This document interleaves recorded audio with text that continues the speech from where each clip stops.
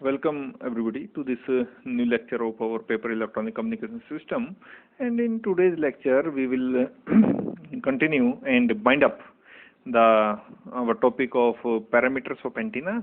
इस लेक्चर में हम कुछ और एंटीना के पैरामीटर्स के बारे में डिस्कस करेंगे और फिर यहाँ से अपने जो हमारा डिफरेंट टाइप्स ऑफ एंटीना है उसकी तरफ हम आगे बढ़ेंगे। जो मार्कोनी एंटीना हम यहाँ सबसे पहले पढ़ेंगे, उसके बारे में बाद में बात करेंगे। अभी जो हमारे पास यहाँ जो टास्क है वो है पैरामीटर्स ऑफ एंटीना को स्टडी करना, जो हम करते आ रहे हैं, जिसमें हमने एंटीना के पोलराइजेशन को डिस्कस किया है, जिसमें हमने ये डिफरेंट टाइप्स ऑफ एंटीना की डायरेक्टिविटी को डिस्कस किया है, एंटीना के गेन को डिस्कस किया है, एंटीना की एफिशिएंसी को डिस्कस किया है, डिफरेंट टाइप्स ऑफ एंटीना और उनके जो रेडिएशन पैटर्न हैं उनको हमने डिस्कस किया है। किस तरह का एंटीना होगा, किस तरह का पोलराइजेशन होगा, ये सब हम डिस्कस कर आ चुके हैं। और आज हम जो डिस्कस करने वाले हैं वो है bandwidth and beam width of an antenna. Okay, bandwidth और बीम विड्थ क्या होता है एंटीना का। ओके, ये शब्द तो हो सकता है आपने कहीं सुना होगा, जरूर, डेफिनेटली आपने फिजिक्स में कहीं ना कहीं ये वर्ड जरूर सुना होगा, बैंडविड्थ। बट ये वर्ड आपके लिए नया है, बीम विड्थ, क्योंकि ये एंटीना से एग्जैक्टली एंटीना से रिलेटेड वर्ड है बीम विड्थ। लेकिन बैंडविड्थ को आप जनरली जब भी किसी ऑसिलेटर के बारे में हम पढ़ते हैं, वहाँ भी हम पढ़ते हैं कि ऑसिलेटर की बैंडविड्थ कितनी है। ओके, और या किसी सर्किट में हम पढ़ते हैं फ्रीक्वेंसी, जैसे एलसी सर्किट है। ओके, तो ये सब बैंडविड्थ हम वहाँ पढ़ते हैं। ये वर्ड हमारे लिए कोई नया वर्ड नहीं। हाँ, ये जो वर्ड है बीम विड्थ, ये हमारे लिए नया वर्ड है और इसको भी आज हम स्टडी करेंगे। तो पहले हम डिस्कस कर लेते हैं बैंडविड्थ के ऊपर। ओके, तो बैंडविड्थ क्या है, एंटीना की बैंडविड्थ क्या है, क्योंकि हम एंटीना को यहाँ स्टडी कर रहे हैं। तो एंटीना की बैंडविड्थ क्या है? So the bandwidth of an antenna is the frequency range over which the antenna radiates electromagnetic waves। एक डेफिनेट रेंज है फ्रीक्वेंसी की जिसके ऊपर एंटीना इलेक्ट्रोमैग्नेटिक वेव्स का रेडिएशन करता है। और यही एंटीना का टास्क भी है, एंटीना का जो वर्क है, एंटीना का जो फंक्शन है वो यही तो है कि कैसे हम अगर उसको एक रेडियो फ्रीक्वेंसी करंट देते हैं तो कैसे वो एक रेडियो फ्रीक्वेंसी करंट को इलेक्ट्रोमैग्नेटिक वेव्स को जनरेट करता है by flowing the RF current through the antenna. तो वो फ्रीक्वेंसी रेंज एंटीना के लिए, वो फ्रीक्वेंसी रेंज जिसके ऊपर या जिसके लिए एंटीना इलेक्ट्रोमैग्नेटिक वेव्स का रेडिएशन करता है, that range of frequency is known as the bandwidth of that antenna. Okay, the bandwidth refers to the range of frequency over which antenna can operate correctly। Okay, एक ऐसी frequency की range जिसके ऊपर हम antenna को correctly operate कर सकें, ऐसी रेंज को हम bandwidth of that particular antenna कहते हैं। Okay, when antenna power drops to half that is 3 decibel. अभी आपको समझ में आएगा इसका क्या रोल है। The antenna is no longer performs satisfactorily. Okay, जब एंटीना की जो पावर है, जो हाई पावर है, जो मैक्सिमम पावर है, क्योंकि एंटीना, अगर डायरेक्शनल एंटीना के बारे में हम कल स्टडी कर रहे थे और इस तरह का फीचर हमने स्टडी किया था कि इस तरह का आपके पास एक स्ट्रक्चर आता है एक डायरेक्शनल एंटीना के लिए। ये है इसका मेजर लोब, यानी इस डायरेक्शन में जो एंटीना का पावर थ्रो होगा वो मैक्सिमम होगा। ओके, और ये कुछ माइनर लोब्स हैं जिसको हम बैक लोब या साइड लोब या माइनर लोब कहते हैं। यहाँ ये जो एनर्जी का, ये जो पावर का, यहाँ इसको मैं पावर डिसिपेशन कहता हूँ कि ये पावर यहाँ हमें, देखिए हमारा रिसीवर इस साइड पे है, इस साइड पे, इस डायरेक्शन में हमारा रिसीवर है, तो हमारी जो मैक्सिमम पावर थ्रो होनी चाहिए वो इस डायरेक्शन में होनी चाहिए।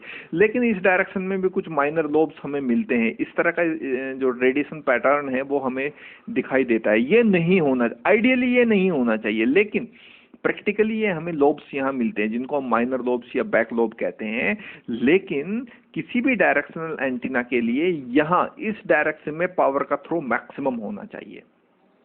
ओके, और एंटीना का पावर अगर अपने मैक्सिमम का हाफ रह जाए, मैक्सिमम का हाफ रह जाए, जिसको हम हाफ पावर बैंडविड्थ बोलते हैं, ये जो पावर है, ये when antenna power drops to half, that is 3 decibel. अभी आपको समझ में आएगा 3 डेसिबल क्यों यूज कर रहे हैं, जब हम आगे बीम विड्थ के ऊपर डिस्कस करेंगे तो वहां आपको समझ में आ जाएगा कि 3 डेसिबल का यहाँ हमने यूज क्यों किया है। तो when the antenna power drops to half, the antenna is no longer performs satisfactorily, no longer performs satisfactorily। Okay, तो वो फ्रीक्वेंसी रेंज किसी एंटीना के लिए जिसपे एंटीना सेटिस्फैक्टरली वर्क करता है, या फिर जो, क्योंकि देखिए एंटीना का सबसे जो मेन फंक्शन है वो है टू एमिट और to radiate the electromagnetic waves, क्योंकि इसी कारण हम एंटीना को रेडिएटर भी बुलाते हैं। तो एंटीना का मेन फंक्शन है इलेक्ट्रोमैग्नेटिक वेव्स को रेडिएट करना। तो वो फ्रीक्वेंसी रेंज जिसके लिए एंटीना सेटिस्फैक्टरली इलेक्ट्रोमैग्नेटिक वेव्स का रेडिएशन कर सके, उस रेंज को उस एंटीना के लिए, उस पर्टिकुलर एंटीना के लिए, ऐसा नहीं सबके लिए, मान लीजिए वो यागी उडा एंटीना है, या वो मार्कोनी एंटीना है, या वो लूप एंटीना है, या वो एरियल एंटीना है, तो उस पर्टिकुलर एंटीना के शेप, साइज, मैन्युफैक्चर, कंडीशन सब पे डिपेंड करेगी ये बात। अलग अलग एंटीना के लिए अलग अलग फ्रीक्वेंसी रेंज होगी। ओके, क्योंकि हम एक कॉमन टॉपिक को स्टडी कर रहे हैं तो हम एक ऐसा ओमनी डायरेक्शनल टाइप के एंटीना की बात कर लेते हैं। ओके, जबकि ओमनी डायरेक्शनल टाइप के एंटीना को हम बहुत कम यूज करते हैं, मैक्सिमम यूज जो हम करते हैं वो डायरेक्शनल एंटीना को यूज करते हैं, क्योंकि उसका पावर थ्रो जो होता है वो किसी पर्टिकुलर डायरेक्शन में मैक्सिमम होता है। तो किसी भी एंटीना के लिए, किसी भी पर्टिकुलर एंटीना के लिए वो फ्रीक्वेंसी रेंज जिसके ऊपर वो सेटिस्फैक्टरली इलेक्ट्रोमैग्नेटिक वेव्स का रेडिएशन कर सके, that frequency range is known as bandwidth of that particular antenna. That range is known as bandwidth of that particular antenna. अब बात हम कर लेते हैं बीम विड्थ के ऊपर। बीम विड्थ क्या होती है? Okay, the beam width of an antenna is described as the angles created by comparing the half power point, that is 3 decibel point, on the main radiation lobe to its maximum power point। Okay, ये देखिए इस figure से आपको और अच्छे से clear हो जाएगा। ये जो रेडिएशन पैटर्न हमने यहाँ ड्रॉ किया है वो किसी डायरेक्शनल एंटीना के लिए है। ओके, और ये डायरेक्शनल एंटीना इस डायरेक्शन में अपनी मैक्सिमम पावर को थ्रो कर रहा है। ये देखिए, ये इसका मेजर लोब है, ये इस एंटीना का मेजर लोब है, और ये इसके साइड लोब्स हैं, ये, और ये जो पीछे है ये इसका बैक लोब है। ओके, तो ये हुआ एक डायरेक्शनल एंटीना। अब डायरेक्शनल एंटीना के लिए जो मैक्सिमम पावर है वो यहाँ है, इस पॉइंट पर वो अपनी मैक्सिमम पावर को थ्रो करेगा। ओके, आपने कहा द बीम विड्थ को हम डिफाइन कर रहे हैं। The beam width of an antenna is described as the angles created by comparing the half power point, that is 3 decibel point. ये देखिए, जहां पर ये मैक्सिमम था, जहां पर वो पॉइंट, जैसे ये पॉइंट है, वो पॉइंट जहां पर एंटीना की पावर अपनी मैक्सिमम पावर का नीचे 3 डेसिबल, ये मैक्सिमम पावर, इसके नीचे 3 डेसिबल, ये मैक्सिमम पावर, इसके नीचे 3 डेसिबल, यहाँ मैक्सिमम पावर का पॉइंट है, तो इसके नीचे जो 3 डेसिबल पॉइंट होगा, इसके नीचे जो 3 डेसिबल पॉइंट होगा वो कहलाएगा half power bandwidth, HPBW, HPBW, ये पॉइंट, ये। तो यहां से जो एंगल क्रिएट होंगे उसको वो डिफाइन करेगा बीम विड्थ को। अब देखिए कैसे समझ सकते हैं इस बात को, एग्जांपल एक ले लेते हैं। If the beam angle is 30 degree, ये angle, if the beam angle is 30 degree, which is the sum of two angles created at the point where the field strength drops to 0.707 of its maximum voltage at the center of the lobe, these points are known as half power point or half power bandwidth point. Okay, तो ये जो point है यहाँ पर इन points पर जो antenna की power है वो अपनी मैक्सिमम पावर का 0.707 रह जाता है, और इन्हीं पॉइंट्स को हम कहते हैं हाफ पावर बैंडविड्थ। तो यहाँ से अगर एक लाइन आप ड्रॉ करें इस तरह से जो इस हाफ पावर बैंडविड्थ पॉइंट से जाए, और यहाँ से जो लाइन आप ड्रॉ करें वो भी कहाँ से जाए, हाफ पावर बैंडविड्थ पॉइंट से जाए, तो ये जो एंगल क्रिएट होगा यहाँ, क्योंकि ये 30 डिग्री है और ये लाइन ठीक इसके आधे पे, तो ये 15 डिग्री वाली लाइन हुई और ये भी 15 डिग्री लाइन हुई। तो ये जो बीम विड्थ हुई इस एंटीना की, इस पर्टिकुलर एंटीना की जो बीम विड्थ हुई वो 30 डिग्री हुई। बीम विड्थ कितनी हुई इसकी, 30 डिग्री। ये बीम विड्थ, इस डायरेक्शन में ये एंटीना अपनी मैक्सिमम पावर को थ्रो करेगा, इस डायरेक्शन में ये मैक्सिमम पावर को थ्रो करेगा। ये पॉइंट है इसका मैक्सिमम पावर पॉइंट, और ये पॉइंट है वो पॉइंट जहां इसकी पावर अपनी मैक्सिमम पावर की 0.707 रह जाती है, यानी 3 डेसिबल पॉइंट हम इसको बोलते हैं, half power bandwidth, HPBW point. Okay, तो ये कहलाती है beam width of an antenna. एक और फिगर से हम इसे और अच्छे से समझ सकते हैं। ये देखिए, ये डायग्राम आपके सामने ड्रॉ है। ये फिर से मेरे पास एक डायरेक्शनल एंटीना है, और इस तरह से मेरे पास ये एंगल्स यहाँ मैंने ड्रॉ किए हैं, 45 degree, 90 degree, 135 degree, 180 degree, 225 degree, 270 degree, 315, इस तरह से। ये भी एक डायरेक्शनल एंटीना है जिसका मेजर लोब इस डायरेक्शन में, ये रहा इसका मेजर लोब। ओके, ये हुआ इसका बैक लोब, और ये हुए इसके साइड लोब। अब मेजर लोब दिखाता है उस डायरेक्शन को जिस डायरेक्शन में एंटीना का पावर थ्रो मैक्सिमम है, और ये डायरेक्शन, ये डिसिपेशन की डायरेक्शन है, पावर डिसिपेशन है, एक्चुअली एनर्जी लॉस वाली डायरेक्शन है। ऐसा नहीं होना चाहिए, हीट के फॉर्म में, सरफेस एनर्जी के फॉर्म में, और बहुत सारे फैक्टर्स हैं, जैसे ग्राउंड का रिफ्लेक्शन है, बहुत सारे फैक्टर्स हैं, क्योंकि एंटीना का इंटरेक्शन ग्राउंड से होना तय है। आगे हम इफेक्ट ऑफ ग्राउंड रिफ्लेक्शन यहाँ स्टडी करने वाले हैं मार्कोनी एंटीना से पहले।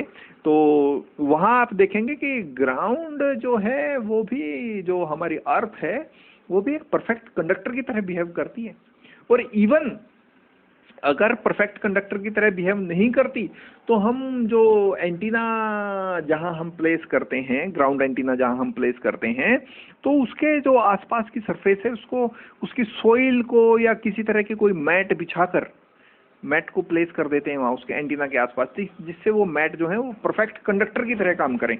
ग्राउंड एंटीना को जब हम स्टडी करेंगे तब हम मार्कोनी एंटीना एक ग्राउंड एंटीना ही होता है, लेकिन हर्ट्ज एंटीना जो हम स्टडी करके आए हैं, जिसको शॉर्ट डबलेट हम कह रहे थे, तो वो एंटीना अनग्राउंड एंटीना है। तो एंटीना का ग्राउंड रिफ्लेक्शन बहुत इंटरेस्टिंग टॉपिक है जिसको हम आने वाले लेक्चर्स में स्टडी करेंगे। ये भी एक बीम विड्थ का एग्जांपल है। ये एक डायरेक्शनल एंटीना का रेडिएशन पैटर्न है। तो डायरेक्शनल एंटीना का जो रेडिएशन पैटर्न है इसको आप स्टडी करते हैं और आपको ये पता है कि इस डायरेक्शन में यहाँ इस पॉइंट पर इस एंटीना का पावर थ्रो मैक्सिमम होगा। इस पॉइंट पर इस एंटीना का पावर थ्रो मैक्सिमम होगा, और इसके 3 डेसिबल नीचे, इस पॉइंट के 3 डेसिबल नीचे, यहाँ इन पॉइंट्स पर जहां इस वे पॉइंट, ये कौन से पॉइंट है, ये वो पॉइंट है जहां इस डायरेक्शनल एंटीना का जो मैक्सिमम पावर है वो अपनी मैक्सिमम पावर का 0.707 रह जाता हो। इन पॉइंट्स को हम कहते हैं हाफ पावर बैंडविड्थ पॉइंट या half power point simply. Okay, जब यहाँ से मैं इन पावर पॉइंट को मिलाता हूँ ऐसे हाफ पावर पॉइंट को, तो ये एंगल होता है 45 डिग्री और ये एंगल भी होता है 45 डिग्री। तो जो बीम विड्थ इस पर्टिकुलर डायरेक्शनल एंटीना की मुझे मिलेगी वो मिलेगी 90 डिग्री। अब एक बात तय है यहाँ से, इन दोनों एग्जाम्पल से, इस एग्जाम्पल से और इस एग्जाम्पल से, कि अगर इस एंटीना की बैंडविड्थ 30 डिग्री है तो ये एंटीना अपनी पावर को मैक्सिमम डिस्टेंस तक थ्रो करेगा, क्योंकि इसकी जो बीम विड्थ है वो छोटी है, एंगल जो है उसका कम स्प्रेड है। तो कम स्प्रेड होगा एंगल, ये वाला एंगल, ये वाला एंगल कम स्प्रेड होगा, तो ये एंटीना अपनी मैक्सिमम पावर को मैक्सिमम पावर को थ्रो करेगा। लेकिन यहां अगर इस केस में हम स्टडी करें, इस केस को हम स्टडी करें, तो इस केस में आप देख रहे होंगे कि इसकी जो बीम विड्थ है वो 90 डिग्री है, इसका फैलाव ज्यादा है, तो ये ज्यादा डिस्टेंस ट्रेवल नहीं करेगा। ये जो इलेक्ट्रोमैग्नेटिक वेव्स को प्रोपेगेट कर रहा होगा ये एंटीना, डायरेक्शनल एंटीना, ये बहुत ज्यादा डिस्टेंस तक इन वेव्स को प्रोपेगेट नहीं करा सकता।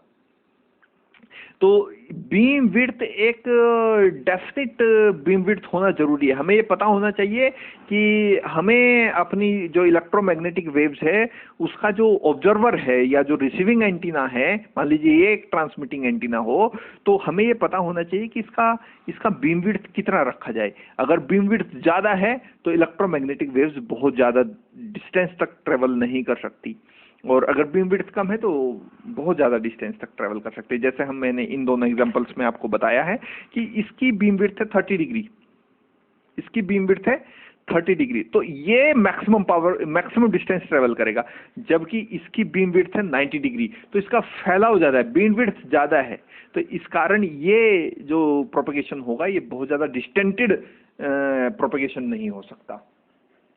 इस तरह से हम बैंडविड्थ को और बीम विड्थ को समझ सकते हैं। ओके, तो बैंडविड्थ क्या हुआ, वो फ्रीक्वेंसी रेंज जिस पर एंटीना सेटिस्फैक्टरली इलेक्ट्रोमैग्नेटिक वेव्स को रेडिएट कर सके, इलेक्ट्रोमैग्नेटिक वेव्स को रेडिएट कर सके, ऐसी फ्रीक्वेंसी रेंज को किसी भी एंटीना के लिए, किसी भी पर्टिकुलर एंटीना के लिए हम बैंडविड्थ कहते हैं। और बीम विड्थ वो एंगल हैं, वो क्रिएटेड एंगल्स हैं जो बताते हैं कि जो एंटीना का मैक्सिमम पावर थ्रो होगा वो कितने डिस्टेंस तक जाएगा। ओके, तो ये था एंटीना का बैंडविड्थ और बीम विड्थ, जो एक पैरामीटर की तरह यूज होते हैं एंटीना में। अब हम बात कर लेते हैं एंटीना के साइज के ऊपर। एंटीना का साइज क्या है?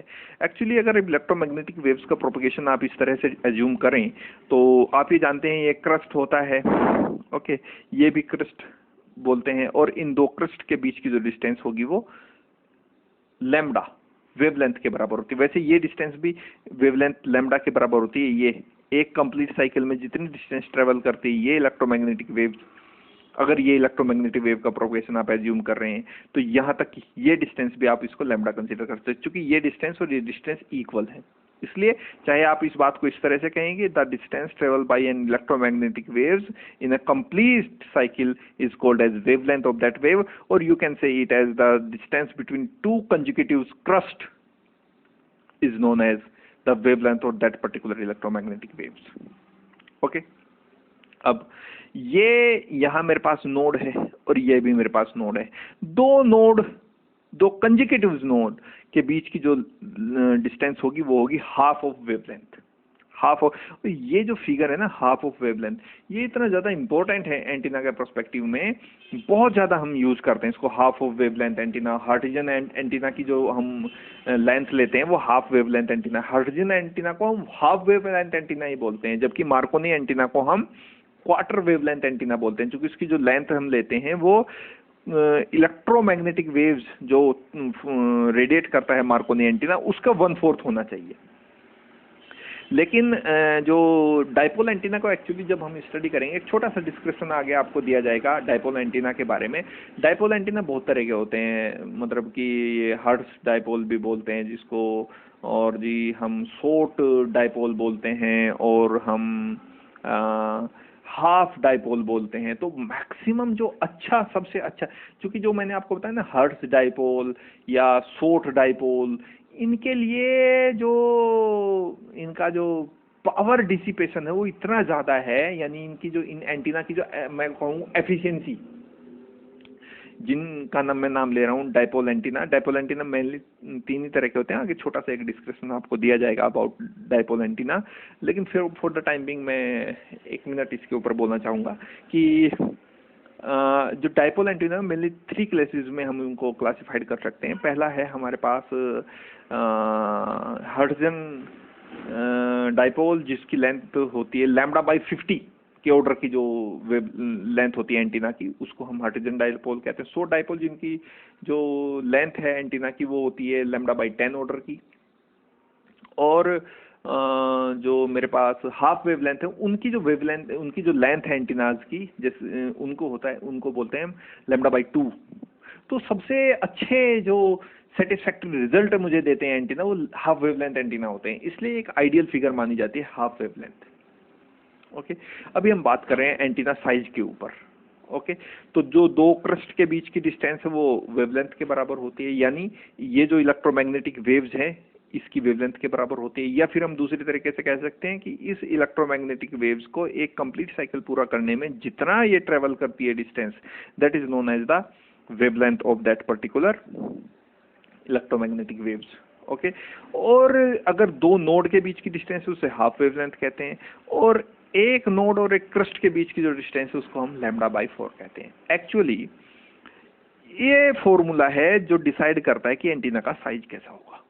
ये फॉर्मूला देखिए, λ = c/ν या c/n भी कई बुक्स में लिखा होता है, तो that is not the matter of discussion. तो यहाँ लैम्बडा क्या है? वेवलेंथ है। वेवलेंथ किसकी वेवलेंथ है? Electromagnetic wave. चूंकि एंटीना को हम स्टडी कर रहे हैं, वैसे तो ये जनरल फॉर्मूला है, ये किसी भी वेव की वेवलेंथ हो सकती है। चूंकि हम एंटीना को डिस्कस कर रहे हैं, तो ये किसकी वेवलेंथ होगी? उस इलेक्ट्रोमैग्नेटिक वेव की वेवलेंथ होगी जो जो एंटीना में से होकर प्रोपेगेट हो रही है। सी सिंपली स्पीड ऑफ लाइट होता है 3 × 10⁸ मीटर पर सेकेंड, और न्यू है फ्रीक्वेंसी। कौन सी फ्रीक्वेंसी? उस करंट की फ्रीक्वेंसी जो एंटीना में से फ्लो हो रही है, या इस वेव की फ्रीक्वेंसी आप इसे कह सकते हैं, ये जो एंटीना में से फ्लो हो रही है, एक ही बात है। तो आप ये देखिएगा कि अगर हाई फ्रीक्वेंसी वेव है, हाई फ्रीक्वेंसी वेव है, तो हाई फ्रीक्वेंसी वेव के लिए जो वेवलेंथ होगी वो कम होगी, क्योंकि ये दोनों जो हैं एक दूसरे के इम्प्रपोर्शन में है। इम्प्रपोर्शन है इन दोनों के बीच में रिलेशन। यानी हाई फ्रीक्वेंसी वेव अगर एंटीना में से ट्रेवल करेंगी, या हाई फ्रीक्वेंसी करंट अगर एंटीना में से ट्रेवल करेगा, तो उसके लिए जो लेंथ होगी एंटीना की वो शॉर्ट रखनी पड़ेगी। और यही तो हम चाहते हैं, यही तो हम चाहते हैं। मॉड्यूलेशन के प्रोसेस में हम क्या पढ़ के आए हैं? मॉड्यूलेशन जरूरी क्यों था? Why we need modulation? Modulation के जरूरी होने में कारण ये भी था कि जो लेंथ थी एंटीना की, अगर हम डायरेक्ट मॉड्यूलेटिंग जो मैसेज सिग्नल था हमारा, उसको कन्वे करने की कोशिश कर रहे थे, तो किलोमीटर के हिसाब से, मेगाहर्ट्ज की ऑर्डर की मैसेज सिग्नल को ही कन्वे करने में हमें किलोमीटर की ऑर्डर के एंटीने चाहिए थे। तो ये पॉसिबल नहीं है प्रैक्टिस में। तो ये रिलेशन मुझे ये कह रहा है, चूंकि सी तो कांस्टेंट की तरह बिहेव कर रहा है 3 × 10⁸ मीटर पर सेकंड, ये हमेशा यही रहेगा, है ना। ये तो बहुत अच्छा एक जो स्पेशल थ्योरी ऑफ रिलेटिविटी का पोस्टुलेट है, वो आइंस्टाइन ने जो कहा था। स्पेशल थ्योरी ऑफ रिलेटिविटी से पहले ये माना जाता था कि स्पीड ऑफ लाइट भी डिफरेंट फ्रेम ऑफ रेफरेंस में अलग अलग होती है, पर by the introduction of special theory of relativity c को कांस्टेंट कहा गया, और कहा गया कि सभी इनर्शियल फ्रेम ऑफ रेफरेंसेस में जो स्पीड ऑफ लाइट है वो कांस्टेंट रहती है, और उसकी जो वैल्यू है वो 3 × 10⁸ मीटर पर सेकंड होती है। चूंकि जो लाइट है, स्पीड ऑफ लाइट है, जो लाइट है वो भी एक इलेक्ट्रोमैग्नेटिक वेव ही है ना। जो सूर्य का प्रकाश हम तक पहुंचता है वो by electromagnetic waves, by the according to the waves theory, but according to the particle theory it comes to us in the form of photons, as described by Einstein and Planck। खैर वो theory अलग है। तो lambda equals to c by nu. ये relation मुझे बताता है कि जो लेंथ होगी, वेव लेंथ होगी, एंटीना की जो लेंथ होगी वो कब ज्यादा, अगर फ्रीक्वेंसी की वैल्यू ज्यादा है तो जो लेंथ होगी एंटीना की वो कम होगी, और फ्रीक्वेंसी अगर कम है यानी कम फ्रीक्वेंसी की वेव या कम फ्रीक्वेंसी का जो करंट है वो एंटीना से फ्लो हो रहा है तो एंटीना की लेंथ बढ़ जाती है, चूंकि इनवर्सली प्रोपोर्शनल है एक दूसरे के। तो हाँ, इसी कारण ये है कि जो जो कैरियर वेव का इंट्रोडक्शन हम करते हैं मॉड्यूलेशन, वो इसी कारण करते हैं क्योंकि कैरियर वेव एक हाई फ्रीक्वेंसी वेव होती है, और हाई फ्रीक्वेंसी वेव होने के कारण जो मॉड्यूलेटिंग सिग्नल को उसके ऊपर हम सुपर इम्पोज कराते हैं, तो जो मेरे पास रिजल्टेंट वेव जिसको हम मॉड्यूलेटेड वेव कहते हैं उसकी फ्रीक्वेंसी हाई हो जाती है, और हाई फ्रीक्वेंसी के कारण हमें जो लेंथ ऑफ एंटीना है वो कम लेनी पड़ती है, और यही हम चाहते हैं कि छोटे से छोटे लेंथ का एंटीना मेरे पास है। इवन कई बार तो हम ये कोशिश करते हैं कि हमारे पास लेंथ हो ही नहीं, नेग्लिजिबल लेंथ का एंटीना हो, नेग्लिजिबल लेंथ का एंटीना हो। ओके, आप ये मान के चलिए कि पहले हमारे पास रेडियो थे, रेडियो सेट्स थे, उनके ऊपर एक एंटीना लगा रहता था, ये लंबा सा एक एंटीना लगा रहता है, उसको हम एरियल बोलते थे। तो उसको खोलते थे तो वो रेडियो सिग्नल पकड़ता था, ठीक है। आजकल फोन में रेडियो है, फोन के ऊपर तो कोई एंटीना नहीं है, फोन के ऊपर तो कोई, आप वो जो लीड लगाते हैं जो हमारे पास ईयर लीड होती है उसको लगाते हैं, तो वो जो फोन है हमारा रेडियो की तरह, क्योंकि वो जो एरियल एंटीना की तरह, वो जो हमारी लीड है उसमें एक एरियल एंटीना की तरह बिहेव करनी शुरू कर देती। तो हम तो ये चाहते हैं कि एंटीना की लेंथ बिल्कुल नेग्लिजिबल हो जाए, बिल्कुल इतना छोटा लेंथ का एंटीना हम बना सके, as as as short as possible, इतना छोटा जितना पॉसिबल हो सके, इतनी छोटी लेंथ का हम एंटीना कंस्ट्रक्ट करने की कोशिश करते रहते हैं। ओके, तो ये रिलेशन मुझे लेंथ ऑफ एंटीना के बारे में बताएगा। ओके, जितनी ज़्यादा फ्रीक्वेंसी उतनी छोटी लेंथ, जितनी कम फ्रीक्वेंसी उतनी बड़ी लेंथ। ये फॉर्मूला मुझे लेंथ ऑफ एंटीना के बारे में बताता है, और ये बड़ी इंपॉर्टेंट फिगर है लैम्डा बाई 2, इसके बारे में आगे डिस्कस करेंगे। ओके, सो ये वही डिस्कशन है जो हम करके आए हैं, तो इसको मैं थोड़ा सा मैथमेटिकली डिस्कस करते हैं इसको। ये है कि द हायर द फ्रीक्वेंसी, अगर frequency according to the last formula, the higher the frequency the shorter the wavelength and smaller the size of antenna. ये सीधी सिंपल थ्योरी है। आप हायर फ्रीक्वेंसी को हाई रखिए, फ्रीक्वेंसी को हाई रखने के कारण जो वेवलेंथ होगी एंटीना की वो शॉर्ट हो जाएगी, और वेवलेंथ शॉर्ट होने की वजह से जो साइज होगा स्मॉल, साइज होगा एंटीना का वो स्मॉल हो जाएगा। Very simple theory. Okay, for example इसका ले लेते हैं। द वेवलेंथ, मैंने बोला ना, ये वही डिस्कशन है, बस थोड़ा सा मैथमेटिकल एनालिटिकल मैं कहूँगा, एनालिटिकल डिस्कशन है, और ये मेन फॉर्मूला है हमारे पास। ये रिजल्ट मुझे करेगा कि हाँ किस तरह से एंटीना का साइज मैटर करता है और किस तरह से हम एंटीना के साइज को डिसाइड कर सकते हैं। Lambda equals to c by nu. Okay, c equals to nu lambda. तो ये सीधी सिंपल थ्योरी है कि आप फ्रीक्वेंसी को हाई रखिए तो आपको शॉर्टर वेवलेंथ की जरूरत पड़ेगी, और उसके लिए आपको स्मॉल एंटीना की जरूरत होगी। Simple theory. एक एग्जांपल हम यहाँ कंसीडर कर रहे हैं। एग्जांपल ये है कि the wavelength for 433.92 megahertz is 0.69 metre. यानी इस फ्रीक्वेंसी की वेव को अगर आपको प्रोपेगेट कराना है, इस फ्रीक्वेंसी की वेव को प्रोपेगेट कराना है, तो आपको 0.69 मीटर यानी 2.3 फीट एंटीना की जरूरत होगी। इतने लंबे एंटीना की जरूरत होगी।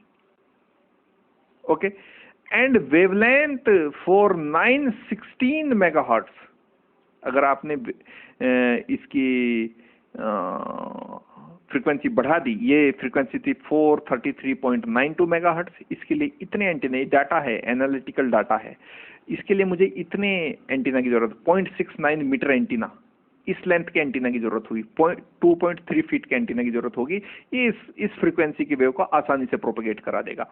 लेकिन अगर ये फ्रीक्वेंसी मुझे प्रोपेगेट करानी हो 916 मेगाहर्ट्ज, तो इसके लिए मेरे को केवल 0.33 मीटर यानी अप्रोक्सीमेटली 1 फीट के एंटीना की जरूरत होगी। तो बहुत अच्छी बात है, ये तो बहुत अच्छा रिलेशन है।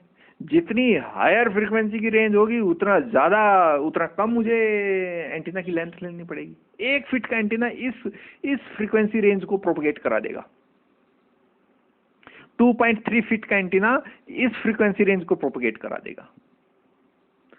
तो सिंपली रिलेशन वही है, फ्रीक्वेंसी बढ़ी एंटीना का लेंथ कम हो गई, फ्रीक्वेंसी घटी एंटीना की लेंथ बढ़ गई। Okay, lambda equals to c by nu. A resonant antenna or a resonant length antenna is an antenna whose length is quarter of wavelength. Markovnikov antenna भी इसी तरह का एंटीना होता है जिसकी जो लेंथ है वो λ/4 ऑर्डर की होती है। In this case, the antenna is purely resistive and its reactance is 0, and hence the maximum amount of current flows through the antenna in most wireless application. जैसे however, the antenna is much smaller than λ/4 in order to certain its size. Resonance will occur because resonant antenna है तो resonance होगा वहाँ। Resonance will occur at whole number fraction 1/2, 1/3, 1/4 etc. of the fundamental frequency. Okay. Shorter antenna can be used to send or receive or recover the signal. As with everything in engineering, there is a trade-off. एक trade war चलता है engineering में। तो engineering में अगर trade war है, market में trade war है ना, मूल्यों का युद्ध है, तो आपको बेहतर चीजें कम मूल्य में प्रोवाइड करानी पड़ेंगी और वो इसी तरह के डिस्कशन से आएंगी कि कैसे हम एंटीना की लेंथ को शॉर्ट कर सकें और बहुत छोटा कर सकें, कॉम्पैक्ट चीजें। However antenna does operate well enough over a narrow range of frequency just like a resonant filter. Okay, अब हम फाइनली टाइप्स ऑफ एंटीना के ऊपर पहुंच गए हैं और टाइप्स ऑफ एंटीना बहुत तरह के बेसिस हैं जिसके ऊपर आप एंटीना को क्लासिफाइड कर सकते हैं। बहुत ज़्यादा क्लासिफिकेशन है। आप फ्रीक्वेंसी के बेस पे क्लासिफाइड कर सकते हैं, आप स्ट्रक्चर के बेस पे क्लासिफाई कर सकते हैं, रेडिएशन कैसा एमिट कर रहा है उसके बेस पे आप एंटीना को क्लासिफाइड कर सकते हैं, रेडिएशन पैटर्न कैसा है एंटीना का उसके बेस पे आप क्लासिफाइड कर सकते हैं, पोलराइजेशन कैसा है एंटीना का उसके ऊपर आप क्लासिफाइड कर सकते हैं। तो ये कुछ स्पेशल टाइप ऑफ कैटेगराइजेशन है एंटीना का जिसके ऊपर हमने ये छोटा सा एक इंट्रोडक्शन दिया है टाइप्स ऑफ एंटीना पे। तो अगर हम रेडिएशन के बेस पे क्लासिफाइड करें एंटीना को, रेडिएशन के बेस पे क्लासिफाइड करें एंटीना को, रेडिएशन पैटर्न के बेस पे एक्चुअली, तो ओमनी डायरेक्शनल एंटीना और डायरेक्शनल एंटीना, ये दो एंटीना, इन दोनों के बारे में हम स्टडी कर चुके हैं। स्ट्रक्चर के बेस पे डिस्कस करें या स्टडी करें एंटीना को तो वायर एंटीना है जिसकी शेप जो स्ट्रक्चर है वो वायर जैसा होगा। एपरेचर एंटीना है, रिफ्लेक्टर एंटीना है, अभी स्टडी करेंगे इनमें से कुछ को। फ्रीक्वेंसी रेंज के ऊपर भी हम क्लासिफाइड कर सकते हैं एंटीना को, जैसे RF antenna, radio frequency antenna, या माइक्रोवेव एंटीना जो माइक्रोवेव रीजन में वर्क करता है। पोलराइजेशन के ऊपर भी हम क्लासिफाइड कर सकते हैं एंटीना को, जैसे किसी एंटीना का पोलराइजेशन हॉरिजॉन्टल डायरेक्शन में है या वर्टिकल डायरेक्शन में। तो इस तरह के, ये केवल एक इंट्रोडक्शन है, इस तरह के बहुत सारे एस्पेक्ट्स हो सकते हैं जिनके बेस पे आप एंटीना को क्लासिफाइड कर सकते हैं। ये कुछ इंट्रोडक्शंस हैं। और फाइनली जब हम पैरामीटर्स ऑफ एंटीना पर डिस्कस कर रहे हैं तो फाइनली एक जो टॉपिक यहाँ है वो है आइसोट्रोपिक एंटीना। आइसोट्रोपिक एंटीना आप कुछ इस तरह से मानिए कि जैसे हम केमिस्ट्री में एक टॉपिक पढ़ते थे, यहाँ भी हम फिजिक्स में बहुत, जैसे हम जब हम थर्मोडायनेमिक्स स्टडी करते हैं तो वहाँ हम यूज करते हैं आइडियल इंजन, है ना, हीट इंजन करते हैं ना, आइडियल हीट इंजन जिसकी एफिशिएंसी 100% हो, ऐसा इंजन जिसकी एफिशिएंसी 100% है। आप उसे 100 जूल एनर्जी दीजिए, वो 100 जूल वर्क आपको करके देगा। आइडियल गैस जिसके जो मॉलिक्यूल्स हैं उनके बीच में कोई इंटरेक्शन ना हो, वो आपस में इनइलास्टिक कोलिजन करें, ओके, और जो वॉल्यूम ऑफ मॉलिक्यूल्स हो वही वॉल्यूम ऑफ गैस हो, ये कुछ आइडियल कंडीशंस हैं जिनके ऊपर हम आइडियल। तो ये जो एंटीना है ना, आइसोट्रोपिक एंटीना, ये उसी तरह का एंटीना, आइडियल एंटीना है, एक थ्योरेटिकल एंटीना है। प्रैक्टिस में ऐसा कोई एंटीना नहीं होता। आइसोट्रोपिक एंटीना प्रैक्टिस में कोई एंटीना नहीं है, ये केवल एक आइडियल सेट कर दिया गया कि हाँ भाई जो एंटीना इस एंटीना को मैक्सिमम फॉलो करेगा वो एंटीना बहुत अच्छा एंटीना होगा, एक आइडियल एंटीना होगा जो इस तरह का रेडिएशन पैटर्न शो करेगा कि हर डायरेक्शन में उसका जो रेडिएशन है वो इक्वल है। तो इस तरह के एंटीना को हम आइसोट्रोपिक एंटीना कहते हैं। इस तरह के एंटीना को हम आइसोट्रोपिक एंटीना कहते हैं, जिसका जो रेडिएशन हो वो इक्वल हो, हर डायरेक्शन में एक जैसा। ये कुछ वही कहानी है जिसको मैंने आपको एग्जांपल से समझाया कि भाई ideal heat engine, ideal gas, तो ये है आइडियल एंटीना जिसको हम कह रहे हैं आइसोट्रोपिक एंटीना, जिसको हम कह रहे हैं आइसोट्रोपिक एंटीना। तो इसको स्टडी कर लेते हैं। जो एंटीना आइसोट्रोपिक एंटीना को फॉलो करते हैं वो आइडियल एंटीना कहते हैं। कितना फॉलो करते हैं, कितनी एफिशिएंसी के साथ फॉलो करते हैं, वो देखने वाली बात होगी, पर जो फॉलो करते हैं वो आइडियल एंटीनाज हैं। बिल्कुल 100% तो फॉलो नहीं कर सकते क्योंकि ये आइडियल है। अब हीट इंजन, अगर आप कहें कि हीट इंजन की एफिशिएंसी 100% है तो पॉसिबल नहीं है। प्रैक्टिस में ऐसा कोई हीट इंजन नहीं है जिसमें लॉस ही ना हो, है ना। तो आइसोट्रोपिक एंटीना क्या है? Isotropic antenna is a theoretical antenna. Practice में कोई एंटीना ऐसा नहीं है। Isotropic antenna is a theoretical antenna that radiates energy equally in all directions with the same intensity. सभी डायरेक्शन में इक्वली सेम इंटेंसिटी से जो रेडिएट करे एनर्जी को, ऐसे एंटीना को हम आइसोट्रोपिक एंटीना कहते हैं। और ये एंटीना एक थ्योरेटिकल एंटीना है, प्रैक्टिस में ऐसा कोई एंटीना नहीं है। The concept of an isotropic antenna used as a reference antenna for the antenna gain. Okay, such an antenna doesn't exist, but it is convenient to refer to it when the discussing the directional properties of an antenna. Okay, the improvement of radiation pattern of an antenna is always assessed using the isotopic radiation of that antenna. तो actually practice में ऐसा कोई antenna नहीं है, ये केवल एक ideal level है। जो आइसोट्रोपिक एंटीना है, थ्योरेटिकल एंटीना है। जो एंटीना इसको फॉलो करे वो एक बहुत अच्छा आइडियल एंटीना माना जाता है। तो इस तरह से हमने अप्रोक्सीमेटली सभी पैरामीटर्स को स्टडी कर लिया है of antenna.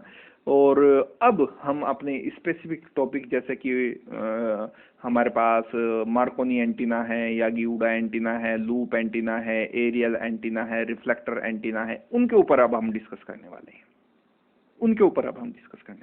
Okay, so that's all for now and meet you into the next one. Thank you.